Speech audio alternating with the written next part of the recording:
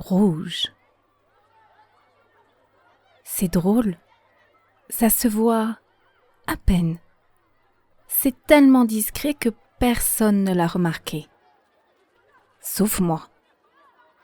Je pointe du doigt les joues d'Arthur. « Hé, t'es tout rouge !»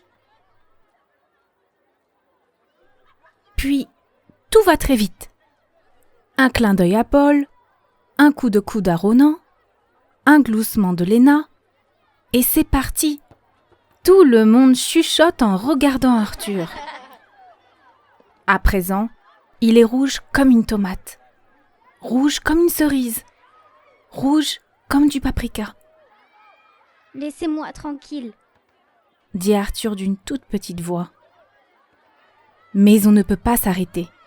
« Allez Arthur, montre-nous comment tu fais !» C'est fou ça.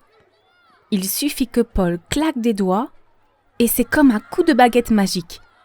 Les joues d'Arthur brillent comme deux feux rouges dans la cour de récré. « Laissez-moi tranquille !» dit-il d'une toute petite voix. Paul ricane. Arthur serre les dents. Paul se met à rire de plus en plus fort. Et Arthur serre les dents de plus en plus fort. Ce n'est plus drôle maintenant. Je veux que ça s'arrête. Que Paul arrête d'embêter Arthur. Parce qu'il est vraiment gentil, Arthur. Mais ça continue. Paul donne un grand coup dans l'épaule d'Arthur. Puis il me jette un sale regard. « Qu'est-ce que t'as, toi ?»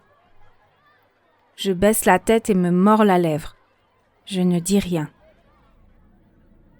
J'ai peur de Paul. Paul est méchant. Et il cogne comme une brute. Je ne suis pas aussi forte que lui. Je ne veux pas mourir. La maîtresse accourt. « Que se passe-t-il ici ?» demande-t-elle. « Pourquoi personne ne dit rien ? Et moi ? Pourquoi je ne dis rien ? Je ne veux pas être la seule. Seule face à toute la classe, ça ne va pas la tête. Si j'osais, je crierais très fort pour que tout s'arrête. Pour qu'ils arrêtent d'embêter Arthur. Mais je ne dis rien. » Dans la classe, la maîtresse nous interroge. « Est-ce que quelqu'un a vu ce qu'il s'est passé ?» Silence. On peut entendre une mouche voler. Paul rigole encore. Moi, je n'arrive plus à respirer. Ma bouche reste fermée, mais ma main veut se lever. Non, il ne faut pas que je lève ma main. Paul va me tuer. Mais soudain, Léna lève la main.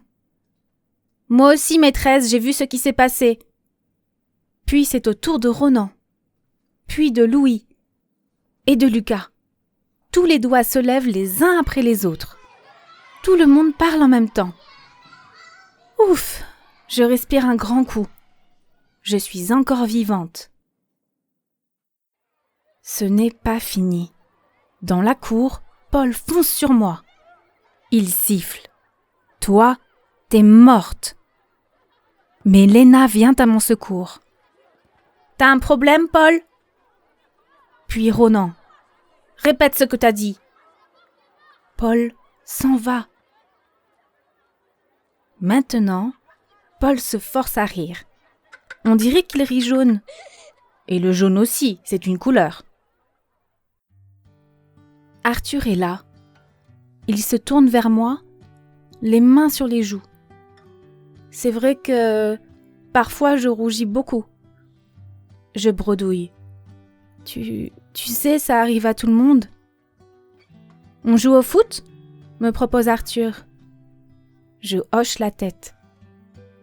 Cette fois, c'est moi qui rougis. Si tu es victime de harcèlement ou si tu vois quelqu'un qui est harcelé, rappelle-toi que tu n'es pas seul. Le harcèlement peut prendre différentes formes, comme les moqueries, les insultes, les menaces ou même la violence physique. Parle-en à un adulte en qui tu as confiance. Cela peut être des professeurs, des surveillants, tes parents par exemple. Parce qu'à l'école, tout le monde devrait se sentir en sécurité.